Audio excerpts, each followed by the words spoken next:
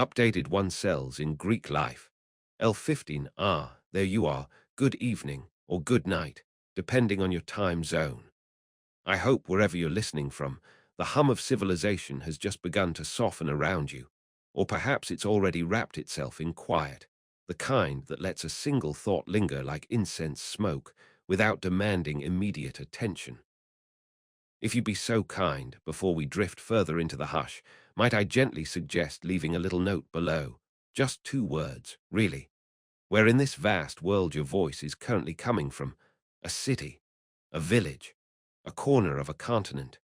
And if it wouldn't trouble you too much, perhaps a quiet asterisk like, or a whisper of support for the channel, so that this dim lamp might keep burning a little longer. No urgency, no fuss. Just a slow, unhurried acknowledgement that someone is here with us in the dark. Now, let's dim the lights a little more, shall we? The topic tonight is one that whispers through the quiet corners of ancient households. How did Greek servants avoid being blamed for household accidents? It sounds like a scene from a comedy, doesn't it? Slaves and accidents, all leading to a dramatic moment where a trembling underling points at someone else while the master narrows his eyes in suspicion. But of course, it wasn't quite that theatrical. No, history is never so neat as farce or tragedy, though the Greeks themselves had a fondness for both. The reality was a dance of social expectations, legal fiction, and the quiet art of plausible deniability practiced by those at the bottom of the social pyramid.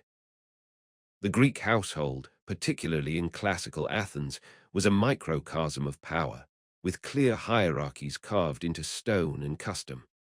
At the top stood the asterisk, Kyrios asterisk, the male head of the household, the man who owned the land, the property, the tools, and most importantly, the people who kept it running. Below him were his wife, his children, perhaps an aging mother, and then the servants, asterisk oikotai asterisk, a word that means of the house, but also carries the weight of belonging without ever quite being equal to it. These were not the glamorous slaves you might see in modern adaptations, paraded about in togas with tragic expressions. They were the ones who swept the floors before dawn, ground the grain until their hands bled, and served wine that never once faltered at the symposium table, while the asterisk Kyrios drank himself into a philosophical daze. They lived in the shadows, but their lives were no less complex for it. The question of blame, then, wasn't just about who got scolded when a vase shattered or a lamp toppled. It was about survival, about the fragile balance between obedience and self-preservation. In ancient Athens, the law was clear. A master could do almost anything with his property without consequence, and that included his slaves. But even in such a system, no one could afford to be asterisk too asterisk reckless. A slave who killed another slave, or a free person by negligence, say, by letting a pot of boiling oil slip during the preparation of dinner, could face severe punishment, including execution if it happened more than once, according to the laws attributed to Draco and later codified by Solon. But the reality was that most accidents were minor. A spilled drink here, a bruised finger there, the occasional singed eyebrow from a candle too close to a curtain. And in such cases, the system had built-in safeguards to protect the servant class, though protect asterisk is perhaps the wrong word. It's more accurate to say that the system was designed to deflect blame upward whenever possible. First, there was the matter of ownership itself. A Greek servant wasn't just a body. They were property, and property had legal protections, or at least the appearance of them.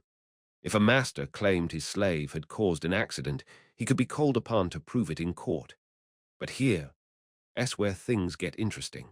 The slave, as chattel, had no voice, no right to testify on their own behalf, and no ability to bring legal action against their owner. The burden of proof fell entirely on the master, or rather, on whoever was accusing the servant. If a neighbor, say, claimed that your slave had tripped them with a broken paving stone while carrying a basket of figs, you'd have to gather witnesses, perhaps some muddy footprints, maybe even an eye that saw it happen, all while knowing that your slave, no matter how innocent, couldn't contradict the story. The system was stacked in favor of those who held power, but it was entirely one-sided. A master had to be careful not to fabricate accusations without cause, because if he did so recklessly, he could be sued for slander, a law that, incidentally, seems to have been more honored in the breach than the observance, but it existed nonetheless. Then there was the matter of doxa or reputation. In a city where honor mattered more than life itself, where Socrates was willing to die rather than admit to wrongdoing even when clearly guilty, a servant's reputation was almost incidental, but not entirely. A master who accused his slaves of carelessness, too often risked looking like the kind of man who didn't train his property properly, or worse, who wasn't in control of his household. The ideal Greek kyrios was the one whose slaves moved so seamlessly that they might as well have been invisible, until, perhaps, a particularly clumsy accident revealed their presence. So masters had an incentive to assign blame when it suited them, usually when the fault lay with someone else, but not so often that it became a pattern of neglect or incompetence. And let's not forget the practicalities. Households were busy, chaotic places, especially in Athens where space was at a premium and time was money. A servant carrying water from the well could easily slip on a loose stone or get startled by a barking dog, accidents that, while avoidable with care, were also statistically inevitable in a society without modern safety regulations. But here's the thing. Greek society wasn't just about blame. It was about responsibility and responsibility, like honor, was a ladder that only went upward. The master was responsible for his slaves, even if he could sell them at will. He was expected to train them, to correct their mistakes, but also to provide for them. Though what provide meant varied wildly depending on whether we're talking about a wealthy household or one scraping by in the lower classes. There's an anecdote, half-remembered from the fragments of ancient texts, about a slave named Phidippus who was accused of setting fire to his master's barn. The accusation was so serious that it could have led to Phidippus' execution, but the master hesitated, perhaps because he knew, deep down, that the boy was clumsy rather than malicious, or perhaps because he'd recently purchased him and didn't want to lose a valuable asset. Whatever the reason, the case dragged on until the truth came out. It was Phidippus who started the fire, but an overzealous neighbor with a grudge. The story doesn't say whether Phidippus was punished for the accusation itself. Likely not, since he had no standing. But it does hint at the tension between justice and economics in these situations. Of course, this isn't to say that servants lived in some kind of paradise where they could walk around with impunity. Far from it. A slave who willfully damaged property, say, by knocking over a vase because he was angry about being beaten the day before, could find himself facing severe consequences, up to and including death if it happened more than once under the draconian laws. But willful is a tricky word here. It's subjective, based on the master's perception of motive, not on any objective standard. And that's where the art of plausible deniability comes in. A servant who wanted to avoid blame would have had to master the art of appearing innocent, standing just so, looking appropriately shocked, perhaps even shedding a tear if the situation called for it. It was theater, pure and simple, but theater that kept you alive. There's also evidence that some masters were, in their own way, protective of their slaves, not out of kindness, but because they relied on them too much to risk their lives or well-being. A household without skilled servants was a household that couldn't function. The master might as well have been a king ruling an empty throne. So while it's tempting to paint ancient Greek masters as tyrants with no regard for those beneath them, the reality is more nuanced. Some were cruel, some were negligent, and others, perhaps most surprisingly, were pragmatic, understanding that a healthy slave was a productive one, even if healthy didn't necessarily mean happy. Then there's the matter of economy. Households in ancient Greece were often small, with limited space and resources. A servant who injured themselves while performing a task was still a servant. They could be patched up, given time to heal, and put back to work. There wasn't always room for prolonged incapacitation. So accidents, while not ideal, weren't necessarily disasters either. The system was designed to absorb minor setbacks, to treat them as learning experiences rather than terminal events. Unless, of course, the accident involved someone outside the household, like a free person walking by who tripped on a servant's clumsiness. Then it became a matter of damage control. And let's not forget the role of witnesses. In Athenian courts, testimony was everything. If you could get 3 or more reputable citizens to swear that they saw your slave acting negligently at the exact moment an accident occurred, you had a strong case, even if the servant's version, if it were given, would be dismissed as unreliable because, well, he was a slave and therefore inherently less trustworthy. But witnesses could also be manipulated or coerced, so both sides in such disputes knew that planting false testimony was a risky game with serious consequences. A master who lied about his slave's negligence could find himself sued for slander, which carried fines or even social ostracism. Hardly a pleasant fate, though far milder than the alternative. There's a passage in Xenophon's Asterisk Oeconomicus where Ischomachus, advising his young wife on running a household, tells her that she should treat her slaves with a firm hand, but also with fairness. He says something to the effect that if you beat them too much, they'll resent you. If you don't beat them enough, they'll become lazy and careless. It's practical advice, stripped of sentimentality, but it reveals a truth. Masters knew their slaves could be blamed for accidents, so they had an incentive to train them properly, not out of altruism, but because a household that ran smoothly was a profitable one. Of course, this all assumes we're talking about Athens. In other Greek city-states, the rules were different, sometimes harsher, sometimes more lenient, but the principle remained the same. Servants occupied a legal limbo where their rights were few and their protections even fewer, but that didn't mean they had no strategies for survival. The key was to be indispensable without being replaceable, to work hard enough to justify your keep, but not so hard that you broke down, to know when to bow your head and when to lift it just slightly higher than the accident in question. And let's not overlook the role of luck. Good old Titch Asterisk, the goddess who spun her wheel with no regard for social status. A servant who happened to be near a lamp when it caught fire on its own, a rare but possible occurrence, especially with oil lamps that could flare up unexpectedly, could point to the flame itself as the culprit and emerge unscathed. Or perhaps a dog, ever eager to play the part of the scapegoat, would knock over a wine jug just in time to distract attention from the servant who had been carrying it moments before. The Greeks understood that life was full of small coincidences, and they used them when they could. But what about the accidents that were the servant's fault?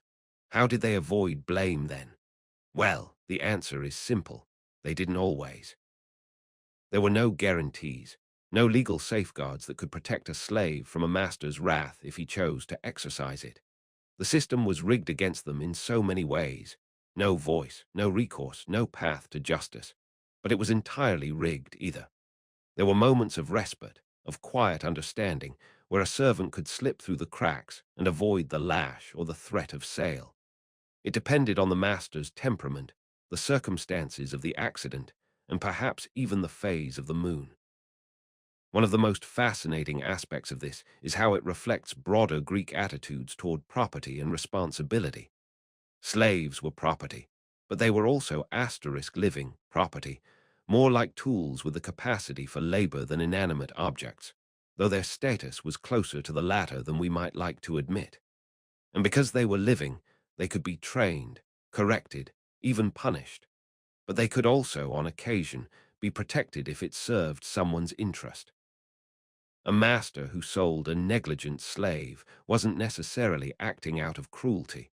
He might just be trying to avoid liability for future accidents, shifting the risk onto someone else while still keeping his household running.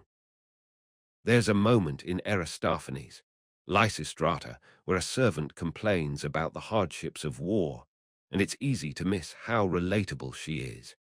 How her frustration isn't just about being a woman, but also about being a worker in a system that expected more from her than it gave back. It's a fleeting moment, but it reminds us that servants weren't just cogs in the machine. They were people with emotions, fears, and strategies for survival, even if those strategies were as small as the spaces between the stones on the path. And so, we come to the quiet art of avoidance, something that wasn't unique to ancient Greece, of course, but which took on a particular flavor there. It involved knowing when to disappear into the background, when to step forward with just enough confidence to suggest competence without arrogance, and perhaps most importantly, when to accept blame quietly if it meant avoiding worse consequences down the line. It was a dance, yes, but one performed in silence, with no applause, only the occasional groan of a master who had been made to look incompetent by his own slaves' skill. Of course, we can't forget that not all servants were at the bottom of the ladder. Some rose higher, whether through purchase, buying their freedom, inheritance, or simply becoming indispensable enough that their masters couldn't afford to part with them. And some, like the famous philosopher slave who tutored Alexander the Great's son, or the brilliant physicians who served as bodyguards to nobles, became so valuable that their status became almost honorary.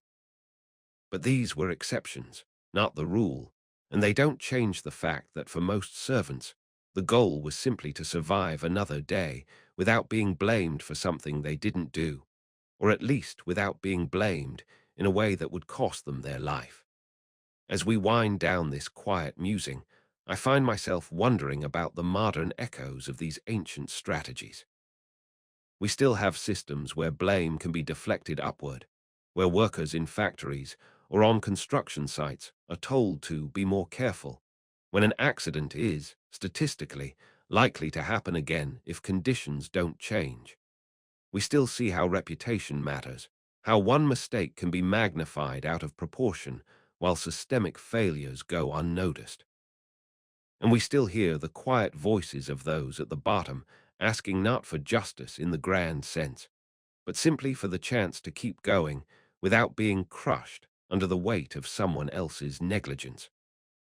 So, if you'll indulge me, let's return to that dim lamp, that late hour where thoughts linger like the scent of olive oil on a clay jar. Wherever you are in this world, wherever your feet rest tonight, whether it's on marble floors or dirt paths, whether you're surrounded by silence or the hum of traffic, I hope you'll carry with you not just the image of a Greek servant slipping through the shadows, but also the quiet realization that survival has always been an art, practiced in the spaces between what we're told to do and what we choose to endure. And if you've enjoyed this little journey through the past, please consider leaving a word or two about where you are listening from. It's those small connections that keep the flame burning. Good night, wherever it is for you now.